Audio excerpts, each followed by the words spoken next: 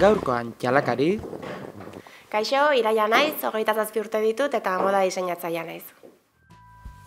Nire estiloa definitza agian pixka zaila da, azken finean nik jantzi guzti neurrira egiten ditut, orduan esan dezake estilo askotara egokitzen naizela, baina zeo zer esatekotan praktikoa. Euskal Herrian berez, Bilbon badago eskola bat agian goi modara gerturatu daitekena, baina egia da utxuin handia dagoela ikasketa aldetik eta bai ikusten detela beharra zentro edo goi mailako ikasketak eskainiko dituen zentro baten irekiera, ez? Zeo zer entzun izan dut, noizbait, eta uste gauza airean dagoela, baina noizbait iritsiko dela, eta espero dut. Zegia da azkenean hemendikan etxetik kanpo ere 18 urterekin atera barri izatea, ez dela etxe guztietako poltsikotara egokitzen eta hori muga bat izatea ere pena badela, ez? Bai, nik uste desberdintzen garela, betidanik esan hori da, ez? Berezik igual Donostin oso ondo janzten dela edo janzten zela behintzat. Eta egia da nik adibidez Bartzelonan ikasketak egin ditunean, irakasle bat neukan bereziki konstiente zana, edo behintzat kanpotikan rekonozimendu hori egiteko gai zena, ez? Niri adibidez Donostikoan nintzela jakin zuen bertakoan nintzela esan gabe. Orduan, zeo zer badaukagula argi, baina ere nuke jakingo definitzen, ez? Orokorrean volumen gutxikoak, ez zaigu mozorratuta joatea gustatzen, eta niri ez zait jendea mozorratzea gustatzen.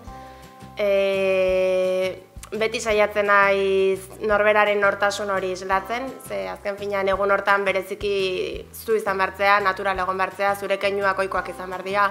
Orduan, normalan eramaten ez dezun volumen bat eramaten baldin badezu egun hortan ere zure keinuak ez dira zureak izango, ez? Orduan, orokorrean, gustatzen zaizkien linea sinpleak eta detaila handiri gabekoak.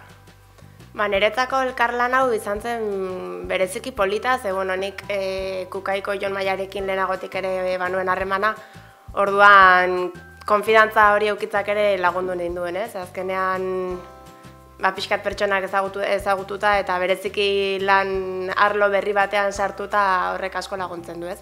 Dantzarako jantziak nik egia esan orain arte nituen egin, esperientzia berria izan zen eta bereziki ere planteamendu berri baten aurrean nengoen, ez?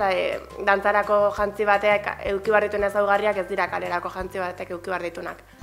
Orduan hor bai izan zela hausnarketa bat eta bereziki ere beste mundu batean sartzea eta asko gustatu zitzaidana eta asko disfrutatu detena. Egia esan kriston ilusio entzian, ze, egia da Nagorerekin kasualitatez grosen topatu nintzen, kaletikan nindoala, berarekin topatu nintzen, aspaldi ikusi gabe, eta hitz egiten gelditu ginen, eta komentatu zen, hori nola alfombra gorrirako soinekoan bila zebiler, ez? Eta esan nola, ez dakazuro indikan soineko hori, etorri zaite eta hierrera, baina handida baten, eta zeozerrekin atako zea fijo, eta orduan hori, bere Nagore oso neska sinplea da jazteko garaian, eta ezaugarri konkretu batzuk eskatzen zizkian, ez? Soinekoa egiteko orduan, eta bata izan bartzan beltzez, joan bartzala, eta bestea galtzakin. Orduan, galtzakin jutea alfombra gorri baten, azkenean ere ez da plantamendu erresa. Zorokorrean beti juten dia denak soineko luzekin, edo, igual pixkat galan puntorrekin, eta galtzekin hori lortzea ere pixka zaila da, ez? Baina, azkenean neurrira egin izkion, galtza pataso zabal batekin, eta gona galtza efektu hori ematen zuna, bera oso eroso juntzan, niretzako hori garrantzitsuena, oso guapa sentitu zen, eta ni zoriontsu. Zein da elkarrizketetan gehien egiten dizuten galdera, eta zein da erantzutea gutxien gustatzen zaizuna? Gutxien erantzutea gustatzen zaidan galdera da nola hasi zinen, azkenean dira ia buruz dakizkizun elkarrizketak, eta hasiera batean denek egiten izkizuten galdera berdinak, eta da benetan aspergarria. Beti nola hasi zean, noiz hasi zinen, eta nola erabaki zenuen, eta azkenean oso elkarrizketa aspergarria galdetzen dira. Eta egin didaten galdera ohikoena zein den?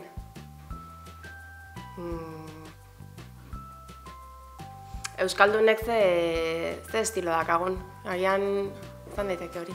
Esaizkiazu negu hontan eramango diren 3 kolore nagusienak.